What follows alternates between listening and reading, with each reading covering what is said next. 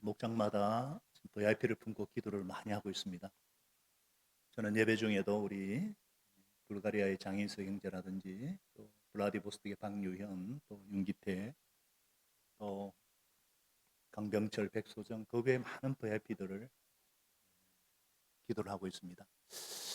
하나님께서 이 목장에서 집에서 모이는 교회뿐 아니라 연합으로 모이는 예배 가운데 영광으로 함께 해주셔서 처음 예배에 참석하는 비신자일지라도 이곳에 정말 하나님이 살아계시는구나 그렇게 느끼는 그런 예배가 되기를 소원하면서 오늘 하나님께서 우리에게 주시는 말씀 열왕기상 7장 말씀 같이 하나님 말씀 교독하겠습니다. 열왕기상 7장 1절부터 51절까지인데 제가 7장 1절부터 12절을 읽어드리겠습니다.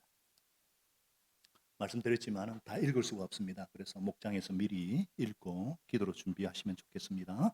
솔로몬은 자기의 궁을 건축하기 시작하여 그것을 완공하는데 13해가 걸렸다.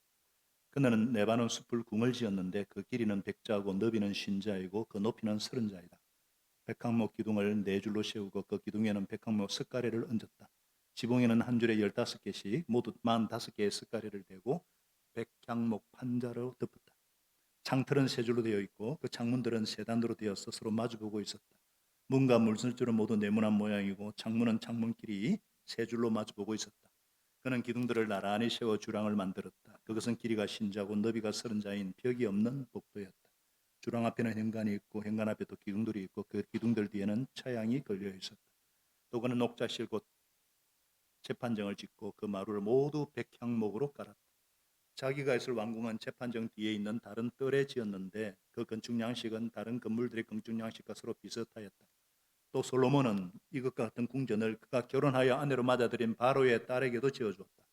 왕궁을 포함한 모든 건물은 치수를 지어서 깎은 귀한 돌, 앞뒤를 톱으로 자른 값진 돌들로 지었는데 기초에서부터 갓돌까지 또 바깥은 물론 건물 안의 큰 뜰까지 다 그러한 재료를 써서 지었다. 기초를 놓을 때에도 값진 큰 돌을 놓았는데 어떤 돌은 10자나 되고 어떤 돌은 8자나 되었다. 기초를 다진 다음에는 그 위에다가 치수를 지어서 잘 다듬은 값진 돌과 백향목으로 벽을 올렸다. 왕궁뜰의 담이나 주님의 성전 안뜰의 담이나 성전의 어기 현관에 담은 모두 잘 다듬은 돌 3켜와 두꺼운 백향목 판자 한 켜를 놓아서 쌓았다. 자, 여러분은 21절 22절을 같이 읽습니다. 시작. 후람은 이렇게 해서 만든 두 기둥을 성전의 현관에다가 세웠다. 오른쪽 기둥을 세우고 그 이름을 야긴이라고 하였고 왼쪽 기둥을 세우고 그 이름을 와스라고 하였다.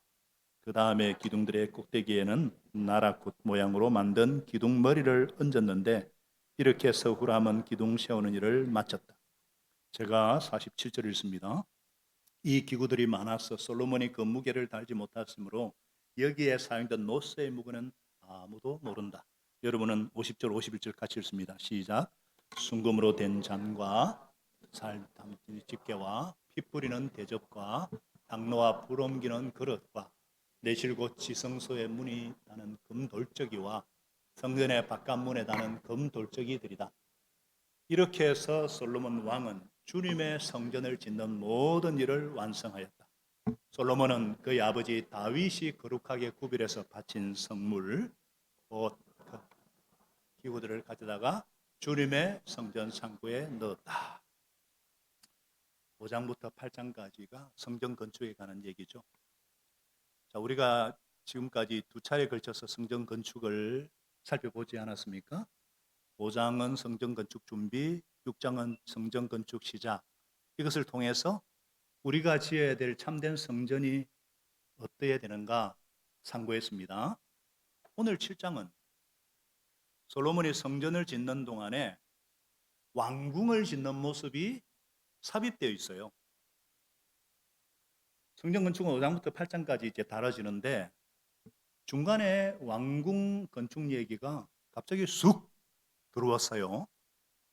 뭔가 어울리지 않고 생뚱맞습니다. 어색한 조합이에요. 솔로몬의 성전과 왕궁 건축의 이 어색한 조합. 이런 어색함은 우리에게 뭔가 어떤 하나님의 메시지를 전달하기 위함이 아닐까. 어색할 때는요, 점검할 필요가 있습니다. 무엇을 점검해야 되느냐? 따라하겠습니다. 본질을 점검해야 된다. 본질. 저도 사역을 섬길 때나 뭔가 이렇게 엇박자가 날 때는 본질, 기본으로 돌아갑니다. 성경이 뭐라고 하는가? 이럴 때는 주님께서 뭐라고 하시는가? 혹시나 내가 잘못 알고 있는 것이 없는가? 아니면 회개하고 내가 용서할 것은 없는가? 그분께 여쭈어봅니다. 그래서 오늘 본문의 제목도 그분이, 따라하겠습니다. 그분이 세우시고 그분께 능력이 있다. 한번 따라하겠습니다. 그분이 세우시고 그분께 능력이 있다. 오늘 이 본문 말씀이 저와 여러분에게 주시는 하나님의 음성, 세미한 음성으로 들려지시기를 소원합니다. 하나님께서 오늘 말씀을 또 우리에게 주시는 메시지가 무엇인가? 첫째는 경계하라. 다 같이요? 경계하라. 무슨 말이냐? 우리가 경계해야 될 것이 있다는 거예요. 그게 뭐냐? 왕궁이 앞서지 않도록 경계하라는 것입니다. 성전이 더 중요하고 예배가 더 중요한데 자칫 잘못하면 왕궁이 일터가 중요해질 수가 있어요. 그 경계하라는 것입니다.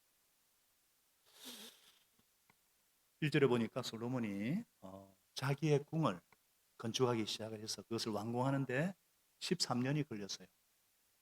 우리 6장 마지막에 보면은 아시다시피 성전 건축은 7년이 걸렸거든요. 그러니까 완공은 성전의 2배 정도 걸린 거예요. 왕궁은 레바논의 백향목 나무로 지어졌기 때문에 레바논 숲을궁이다 별명이 붙였어요. 백향목 보셨습니까? 백향목 하도 벌채를 많이 쓴 이제 별 없어요. 거의. 백향목은 향균 효과가 뛰어나고 오래 지속되는 특성으로 유명합니다. 레바논 백향목은 왕궁을 상징을 해요. 그래서 레바논 국기에 보셨는지 모르겠어요. 레바논 국기에 중앙에 백향목 나무가 그려져 있습니다. 그 정도로 중요한 소재. 우리가 쭉 읽었지만은 왕궁은 여러 부속물 건물들이 결합된 복합단지 저렇게 콤플렉스로 지어졌어요. 성경 목장 성경 보면 저기 다 나오는데 오늘날 부산의 일산의 킨텍스나 부산의 배석하고 유사합니다. 다 컴플렉스들입니다. 어디에 성전이 있고 왕궁들 군들 뭐 다 있습니다. 자, 왕궁의 치소는 길이가 100자, 넓이가 50자, 높이가 30자입니다. 성전은 길이가 60자, 넓이가 20자, 높이가 30자예요. 한 자를 보통 0.5m, 50cm로 보시면 되거든요. 왕궁의 높이가 거의 50m, 25m, 30m. 성전하고 부피를 계산하면은 건축 용적률이라는 게 있죠. 4배입니다, 4배. 왕궁 크기가 성전의 4배예요. 이거 지금 강조하고 있는 거예요. 아주 크게. 성전보다 엄청나게 더 크게 뭐 그런 얘기입니다. 백향목 마루에다 석가래다 나중에 10절에 보니까 기초를 놓은 돌도 보면 엄청나게 커서 10자하고 8자 이집트에 있는 피라미드에 쓴 돌보다 더 큰 돌입니다. 그러니까 눈에 보이는 왕궁을 짓는 데 엄청난 에너지를 쏟아 부었다는 것입니다. 솔로몬이 40년 통치를 했는데 그건 20년 이상을 건축에 쏟아부은 거예요. 성전과 왕궁을 지음으로 제사장 기능에다가 왕권과 연결된 신정 통치를 시행하고자 했어요. 문제는 성전보다 왕궁이 훨씬 더 규모가 큽니다. 왜 그런가? 그 유에는 솔로몬 아내들의 역할이 중요한 역할을 했어요. 8절에 보니까 솔로몬은 이것과 같은 궁전을 그와 결혼하여 아내로 맞아들인 바로의 딸에게도 지어주었다. 우리 3장 1절에 배웠죠. 3장 1절에 이집트 왕 바로와 혼인 관계를 맺고 바로의 딸을 아내로 맞았다 그랬잖아요. 솔로몬은 바로 왕과의 정략 결혼을 통해서 이집트라는 강력한 동맹 관계를 의지를 했습니다. 차후에 또 살펴보겠지만 하나님의 경고에도 불구하고 솔로몬은 외국 여자들 좋아했습니다. 수많은 후궁으로 맞아들인데 몇 명을 후궁으로 맞아들였을까요? 자, 11장 미리 한번 가보겠습니다. 솔로몬 왕은 외국 여자들을 좋아했다. 이때 바로의 딸 말고도 모압, 암몬, 에돔, 시돈, 헷 사람에게서 많은 외국 여자들을 맞아들였다. 하나님께서 일찍이 이런 여러 민족, 가나안에 우상 숭배하는 민족을 두고 분명히 경고하거든요. 너희는 그들과 결혼을 해서는 절대로 안 된다. 청혼해서 오더라도 받아들여서는 안 된다. 분명히 그들은 너희의 마음을 그들이 믿는 신에게로 기울어지게 할 것이다. 그런데도 솔로몬은 외국 여자들을 좋아했으므로 마음을 돌리지 못하였다. 그는 자그마치 몇 명요? 700명의 후궁과 몇 명요? 300명의 첩을 두었는데 1000명이에요. 그 아내들이 그의 마음을 사로잡았어요. 1000명이에요. 부러우십니까? 남성들 부러우세요? 한 명하고 살기도 힘든데 참 어, 제명에 살겠어요 이래가지고. 근데 이 여자들이 섬기던 신 몰렉, 아스다롯, 바알 온갖 잡신들 이름도 없는 다 떨어진 고무신까지 다 들고 와가지고 여자들이 살아 들어갈 방이 있어야 되는데 여자들 때문에 왕궁을 엄청나게 크게 지은 거예요. 지금도 그 스페인의 바르셀로나입니까? 사그나 뭐지? 지금도 사그나다 파라밀다입니까? 파밀리아 지금도 짓고 있잖아요. 하여튼 집을 짓는데 모든 에너지를 다 쏟아본 것을 볼 수 있습니다. 근데 이 여자들이 다 뭐예요? 다 우상들을 갖고 들어왔다는 거예요. 솔로몬의 마음을 사로잡아가지고 우상을 숭배하게 만들었어요. 우상 박람회 지금 그 얘기입니다. 종교 혼합주의자여 우상 숭배자여 그대 이름은 솔로몬이다 이 말이에요. 왜 이렇게 되었을까요? 처음부터 이랬습니까? 아니잖아요. 솔로몬이 하나님께로부터 얼마나 많은 축복을 받았어요?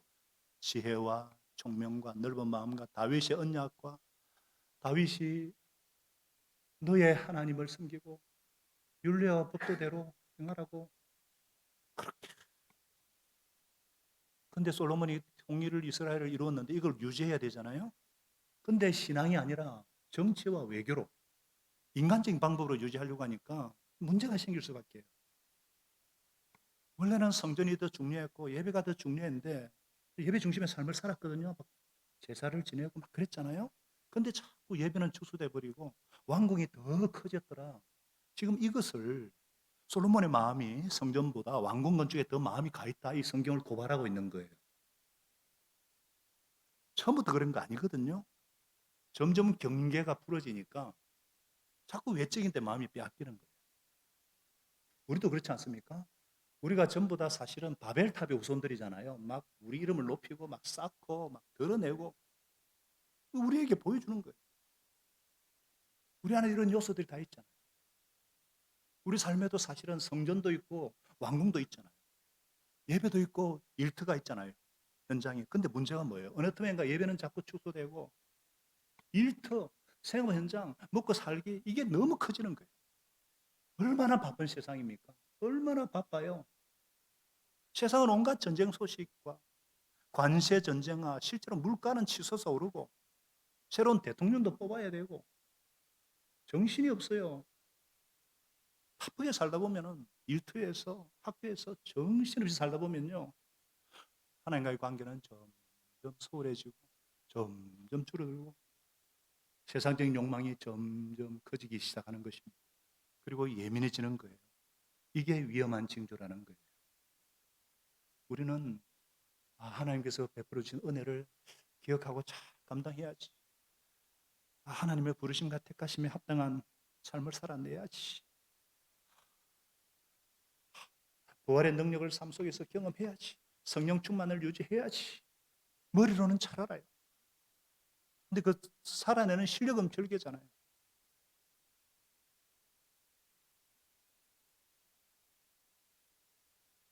일터에서 조금씩 우리의 지위가 올라가고 삶의 영역이 넓어지면요.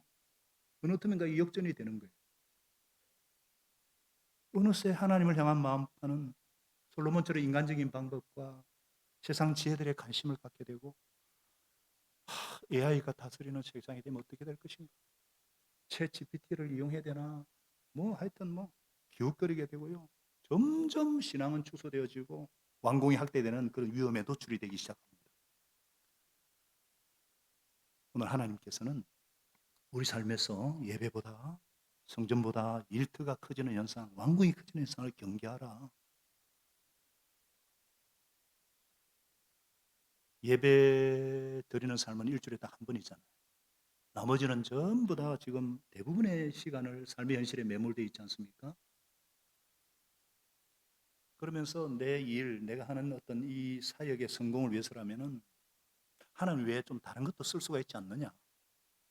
그러다가 하나님 외에 다른 것, 하나님을 대하는 것들, 하나님과는 반대되는 것들이라도 가져와요. 나를 꾸미고, 나를 높이고, 나를 치장하는 데 쓸 수가 있는 거예요.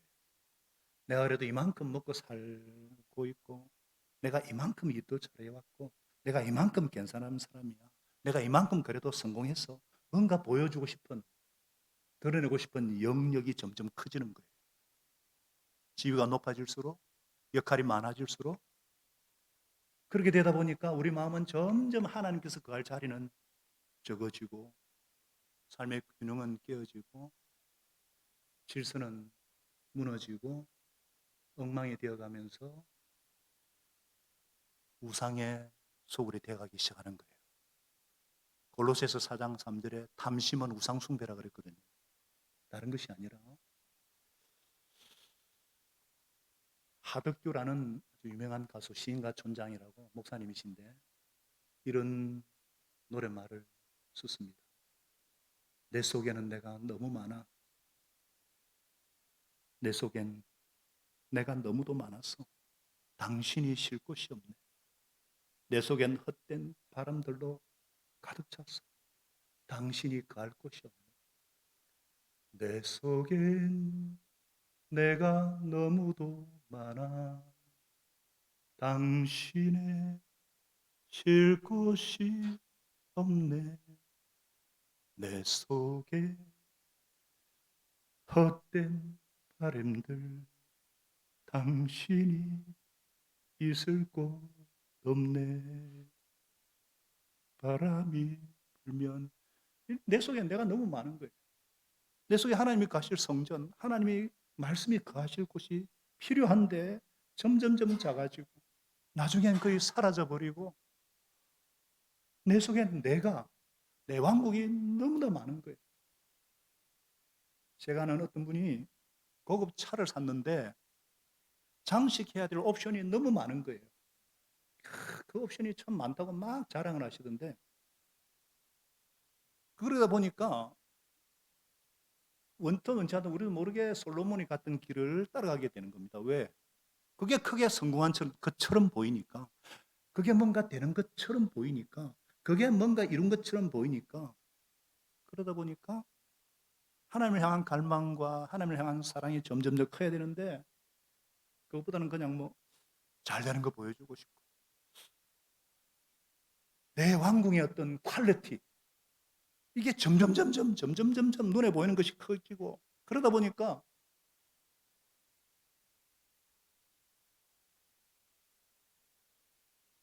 내가 예수의 사람인지 성령의 사람인지 세상 사람들과 별 차이가 안 나고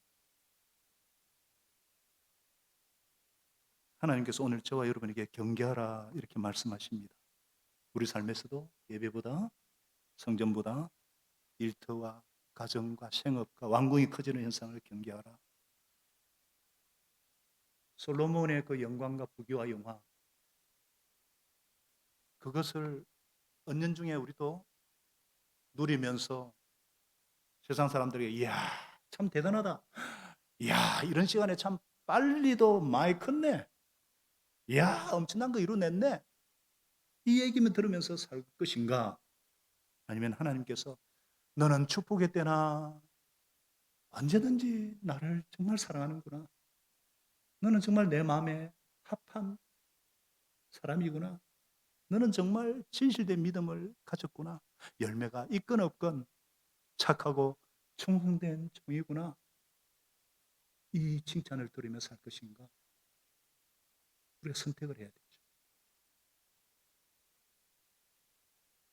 이것은 우리의 결단이기도 하지만요, 그 결단을 보고 자라고 있는 우리 자녀들, 다음 세대에 대한 교육이기도 합니다. 애들은 보고 배우잖아요. 우리 자신에 대한 결단이 우리 다음 세대에게 보여주는 거울과 같기 때문에 우리가 다음 세대 부흥과 우리 자녀들 위해 기도를 참 많이 하는데요, 적어도 내가 어디에 힘을 쓸 것인가 이거 결정해야죠. 정말 우리 자녀들 속에 믿음을 심을 것인가, 그들 속에 하나님의 성전을 세울 것인가, 왕궁을 크게 짓도록 할 것인가. 우리 삶으로 보여주는 그것이 모델 하우스가 되는 거예요. 우리 자녀들이 살아갈. 과연 내 속에는 하나님을 더 사랑하고 더 높이려고 하는 마음이 있는가? 아니면 나를 드러내려는 마음이 큰가? 제가 이 말씀을 준비하면서 매우 부끄럽고 회개가 되었습니다. 저도 어느새 헷갈려 버린 거예요. 자꾸 외형에 속는 거예요. 모든 민족으로 자꾸 그러다 보니까 제자를 만들어라, 그게 중요한 건데 자꾸 대량 생산, 숫자 많은, 전 세계 자꾸 제자는 찍어낼 수가 없거든요. 시간이 걸리고 삶에 영향력을 줘야 되면 그거는 오랜 시간. 예수님도 인류 십자가로 구원 역사의 큰 그림을 그리시지만 12제자를 세우는데 평생을 바치신 분인데 그나마 한 명은 실패했잖아요. 우리는 그런 make disciple, 제자를 만들어라는 그것을 자꾸 놓치고 주님의 진짜 소원을 놓치고 자꾸 외형적인 어떤 본질로 돌아가야 되는데, 하나님께서 제가 최근에 계속 제게 주시는 말씀이 본질로 돌아가야지. 다시 나의 하나님을 붙잡아야지. 내가 하나님을 더 사랑하는 마음을 가져야지. 하나님이 나를 사랑하면 사랑에는 두려움이 없잖아요. 그런 본질을 다시 붙잡고자 결심했습니다. 우리 삶에 어떤 우리 GMW 기도 제목도 올해는 10명의 제자, 10명의 예배자거든요. 뭐 많은 숫자가 아니고 특히 한 사람, 이런 우리가 지난 10여 년을 자녀를 제자 삼고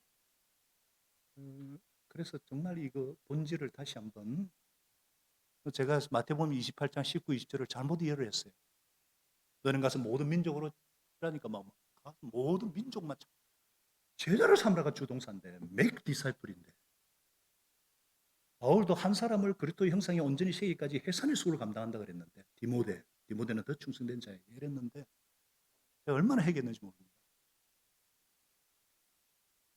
우리 삶에도 그렇게 하나님의 어떤 예배, 성전 본질보다 일크나 왕궁이 커지는 현상을 경계해야 되겠습니다. 하나님과의 관계가, 교제가 날이 갈수록 더 깊어지고, 근데 이게 줄어들고 세상 것이 자꾸 커지고 욕망이 커지는 위험한 징조라는 거예요. 이걸 꼭 깨달으시고 다시 예배가 우리 본질과 신앙이 커지고, 그래서 다음 세대에도 신앙을 유산으로 물려줄 수 있기를 소원합니다. 내 힘과 의지로 안 됩니다. 이거는 울어야 됩니다. 그래서 월요일 너울 기도회만큼은 너희와 너희 자녀를 위해 울라 그랬잖아요. 이때만큼은 나와 자녀를 위해서 울면서 기도하면 좋겠습니다. 두 번째, 오늘 주님께 주시는 메시지는 그분이 세우시고, 다 함께 따라하겠습니다. 그분이 세우시고 그분께 능력이 있다. 무슨 말이죠? 성전을 세우시고 성전을 붙잡고 계시는 분은 하나님이시다. 하나님이 세우시고 하나님께 능력이 있다. 이런 신앙 고백이 더 중요하다는 겁니다. 성전 건물, 종교 행위 자체보다 기둥이 더 중요하다. 신앙 고백이 더 중요하다. 솔로몬은 13절에 사람을 보내어서 두로에서 히람을 불러왔거든요. 그는 노새 대장장이로 노새를 다루는 탁월한 지혜와 기술과 전문 지식 가진 사람인데 그가 두 개의 노새 기둥을 만들었는데 둘 다 높이가 18자 9m, 둘레가 12자 5m. 청동으로 만든 두 기둥은 구리 주석의 합금으로 그 당시 뛰어난 기술력으로 제작됩니다. 꼭대기는 석류와 백합 모양의 아름다운 문양을 새겨가지고 심혈을 기울여 만든 이 두 기둥을 성전의 현관에다가 딱 세운 거예요. 사진 한번 보여주세요. 저 기둥. 오른쪽 기둥. 저쪽에서 오른쪽이니까 우리로 볼 때는 그죠? 오른쪽. 자, 오른손 들겠습니다. 오른쪽. 야긴. 하나님이 세우신다. 다 같이요. 하나님이 세우신다. 보아스. 하나님께 능력이 있다. 야긴과 보아스. 성전의 두 기둥으로 딱 멀리서도 볼 수 있도록 굉장히 높게 딱 세웠어요. 성전을 바라보는 저기죠. 성전을 바라보는 순간 기둥이 딱 먼저. 그 기둥에 뭐가 됐냐? 야긴 그가 세우신다. 보아스 그분께 능력이 있다. 이 신앙 고백의 기둥을 통해 딱 전달이 되는 거예요. 성전 건물보다 기둥이 주는 메시지가 더 중요해요. 그 성전을 바라보는 순간 사람들은요, 하나님께서 모든 것을 세우신다 이 메시지를 깨닫는 거예요. 다윗이 계획하고 솔로몬이 순종해서 건축했지만 세우신 분은 하나님이십니다. 성전은 인간의 작품이 아니라 하나님이 세우신 하나님의 작품입니다. 세우신 분이 스스로 지키시고 유지하신다. 그분께 능력이 있다. 능력의 원천은 그분이시다. 이걸 깨닫게 되는 거예요. 그래서 성전에 성소에 들어가서 예배 드리려면 반드시 기둥을 통과해야 됩니다. 이 기둥 사이를 지나가야 돼요. 무슨 말이냐? 하나님의 주권과 하나님의 능력을 믿는 자만이 참 예배의 자리에 들어갈 수 있다. 자신의 힘과 자기 경험과 어떤 지혜를 의지하는 것은 실패의 원인이고 하나님의 능력과 하나님의 보호를 신뢰하는 것이 승리의 길이다. 다시 한번 따라하겠습니다. 그분이 세우십니다. 그분의 능력으로 이 신앙 고백은 어떤 문제도 돌파하는 근원적인 힘이요 능력의 원천인 줄로 믿습니다. 이것이 저와 여러분에게 주시는 하늘의 음성이 뭐냐? 우리가 예전에 찬양 많이 했잖아요. 야기는 오늘날 모르던 따라하겠습니다. 예수 그리스도 그분이 세우십니다. 보아스는 뭐냐? 성령님께 능력이 있다. 이 두 개가 생명 주께 있네, 능력 주께 있네, 소망 주께 있네, 주 안에 있네, 생명. 찬양을 딱 하고 싶지만 네, 고린도후서 4장 7절에 우리는 이 보물을 질그릇에 간직하고 있다 그랬어요. 염차 능력은 하나님에게서 나는 것이니 우리에게서 나는 것이 아니다. 우리 인생의 상대를 질그릇이라고 그랬습니다. 깨지기 쉽고 연약한 질그릇이에요. 그렇지 않습니까? 우리가 얼마나 연약합니까? 깨지기 쉽습니까? 그런데 이 연약한 질그릇 같은 인생의 보물이 어느 날 찾아왔습니다. 어둠 속에 빛이 있어라 말씀하신 하나님께서 우리 마음을 비추셔서 성령의 조명하심 가운데 예수 그리스도의 얼굴에 나타난 하나님의 영광을 아는 지식의 빛을 쫙 비추어 주셨습니다. 진리의 성령님께서 하나님의 영광의 실체, 영광의 소망이신 예수 그리스도를 환하게 비추어 주셨습니다. 이 세상 신인 마귀가 이 영광의 강치가 비치지 못하도록 막 방해하고 막 그렇게 하지만 어떤 짙은 어둠과 무지도 물리쳐 주시고 죄와 사탄에 포로되었던 우리에게 십자가로 구원해 주시고 십자가로 승리하시고 부활의 영광으로 부활의 능력으로 우리 속에 영광의 빛으로 오신 예수님, 그 예수님을 성령으로 잉태되게 하셨습니다. 우리는 질그릇이지만 최고의 보물이신 예수 그리스도를 살아계신 주님을 간직한 보물인 줄로 믿습니다. 그래서 옆에 분에게 보물을 간직한 당신을 정말 이렇게 좀 해야 되는데 사실 여러분 연약하지만 우리는 너무 소중한 존재예요. 보물을 간직한. 그래서 엄청난 능력은 하나님께서 오지 주님께로부터 나오지 우리에게 나오는 것이 아닙니다. 무슨 말이죠? 자, 질그릇이 중요해요? 보물이 중요해요? 보물이 중요하죠? 그러면 질그릇이 거대해지고 질그릇이 아주 막 고급스러워지고 질그릇이 막 커지고 그 아니겠죠? 그게 신앙의 본질이 아니겠죠? 그런데 성경 건물이나 종교 행위나 이것이 아니고 중요한 것은 사람이에요. 중요한 것은 기둥이에요. 중요한 것은 우리들의 살아있는 신앙 고백이에요. 질그릇이 오히려 깨지고 부서져야 보물이 드러나는 것입니다. 하나님의 주권과 하나님의 능력과 하나님의 영광을 보려면 질그릇은 매일매일 부서져야 됩니다. 이게 중요한 원리예요. 근데 우리가 보물을 가졌으니까 우리도 덩달아서 자꾸 이렇게 우리 자신도 잘 되고 싶고 뭔가 높아지고 싶고 뭔가 빛과 번쩍하는 삶을 살고 싶은 유혹에 사로잡히는 거예요. 솔로몬처럼 막 외형에 치중하다가 본질을 놓치고 종교 혼합주의자가 되고 우상숭배가 될 수가 있는 거예요. 그러다가 오류과 침륜에 빠지게 되고 그렇게 되지 않도록 주시는 것이 뭐냐? 고난이고 역경입니다. 심지어는 고통스러운 질병을 주시는입니다. 그래서 축복에 매몰되지 않도록 외형에 매몰되지 않도록 내가 얼마나 연약한 질거리인가 깨닫도록 심지어는 죽음으로까지 몰아넣은 이 고난이 축복의 전주곡이에요. 그래서 이 고난을 통해서 오히려 정말 우리의 고백이 뭐냐? 도리어 예수의 생명이 진리가 그 고난 중에 도달하는 그 순간 우리는 살아있는 신앙 고백을 하게 됩니다. 무슨 말이냐? 우리는 언제나 예수의 죽임 당하심을 우리 몸에 지니고 있습니다. 그것은 예수의 생명, 부활의 능력이 또한 우리 몸에 나타나기 위해서인 것입니다. 할렐루야. 고난을 통해서, 아픔을 통해서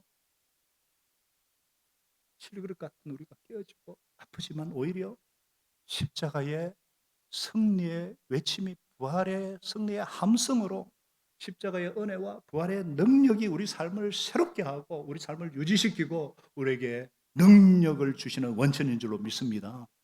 그래서 내가 연약할수록 더 주님의 이름을 부르고 내가 약하기 때문에 더 예수 이름 근세를 간절히 붙잡고 기도하니까 응답이 있는 하나님의 일하심을 경험하게 되는 줄로 믿습니다.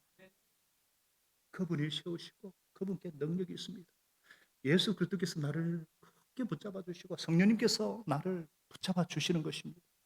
이것을 아는 사람은 어떤 상황에서도 낙심하지 않습니다. 십자가와 부활, 예수 그리스도와 성령님의 손을 꽉 붙잡고 말씀과 기도, 두 기둥을 꽉 붙잡는 거예요. 우리 교회는 네 기둥이에요. 네 기둥. 잊지 말라고. 십자가, 부활, 말씀과 기도. 따라하겠습니다. 십자가, 부활, 말씀과 기도. 어떨 때는 기도가 안 될 때가 있거든요. 그럴 때는 곡조가 달린 기도, 찬양을 하시면 돼요. 찬양을 하면은 막 찬양은 승리의 영이기 때문에 어둠이 물러갑니다.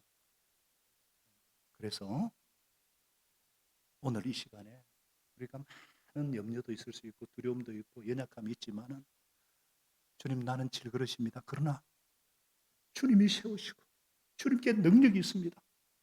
약인가 보았어. 그분은 예수 그리스도, 그분은 성령 하나님. 이 고백이 살아있는 신앙 고백으로 저와 여러분의 입술과 삶의 모든 부분들을 통치해 주시기를 소원합니다. 혹여나 치열하게 우리가 삶의 현장에서 살다 보면 이 고백을 놓칠 수가 있어요. 그럴 때는 수요일 저녁에 찬양 기도에 오셔요. 이번 주부터 찬양 기도로 바뀝니다.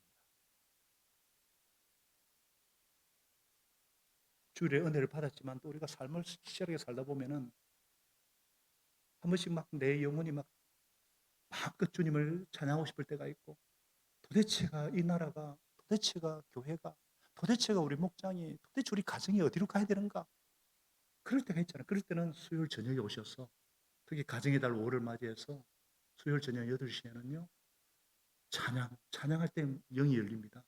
찬양하고 말씀 가지고 기도하는 매일 새벽 기도에 우리가 참석을 못 하더라도 월요 너울 기도에 수요일 저녁에는 와서 우리가 함께 기도해서 가정의 자녀들과 목장 식구들과 VIP의 이름을 부르고 나라를 위해서 찬양하고 기도하는 저와 여러분 될 수 있기를 소원합니다.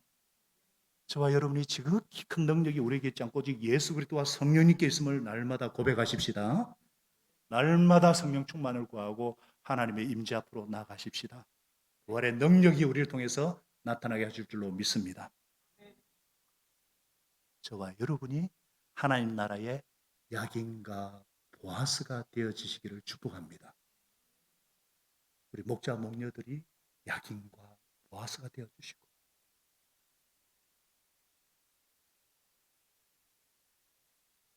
저와 여러분이 예수님의 제자답게 하나님의 자녀답게 하나님 나라의 야긴과 보아스 같은 든든한 기둥들이 되시기를 예수님의 이름으로 축복합니다. 하나님 아버지,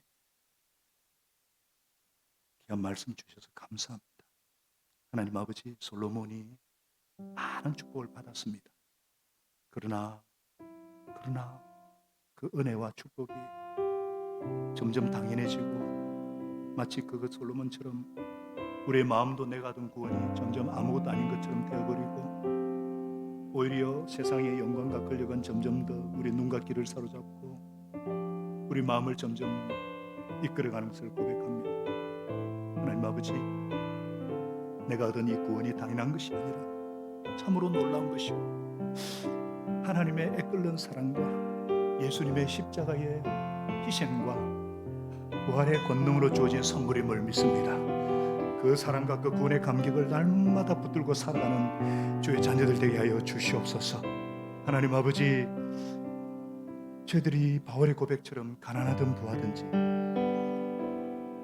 풍족하든지 부족하든지 어떤 상황에서도 만족하기를 배우며 세상에서 말하는 성공과 세상에서 말하는 잘되는 것, 보여지는 것, 드러나는 것들, 높여지는 것에 흔들리지 말게 하시고 그것 때문에 하나님을 쫓는 마음, 하나님을 예배하는 마음이 작아지는 어리석음을 범치 않게 하여 주시옵소서. 솔로몬과 같은 길이 아니라 겉으로는 하련해 보이지만 속으로는 하나님이 걱정하시는 길, 하나님이 근심하는 길, 하나님이 경계하시는 그 길, 결국 하나님이 함께할 수 없는 그 길로 저희들 걸어가지 않게 하시옵시고 다윗의 길을 걸어가게 하시고 저희를 거룩한 제사장 왕 같은 하나님의 제사장으로 불러주셨사오니 저희들이 야긴과 보아스같이 주님이 세우시고 주님께 능력이 있습니다. 예수 그리스도께서 세우시고 성령님께 능력이 있습니다. 날마다 고백하게 하소서. 우리가 맡은 자리에서 예수 그리스도와 성령님의 손을 꽉 붙잡고 살아있는 신앙 고백으로 하나님 나라의 야긴과 보아스 같은 기둥들 되게 하여 주시옵시고 우리 자녀들과 다음 세대가 하나님 나라의 든든한 일꾼들로 세워 주시옵소서.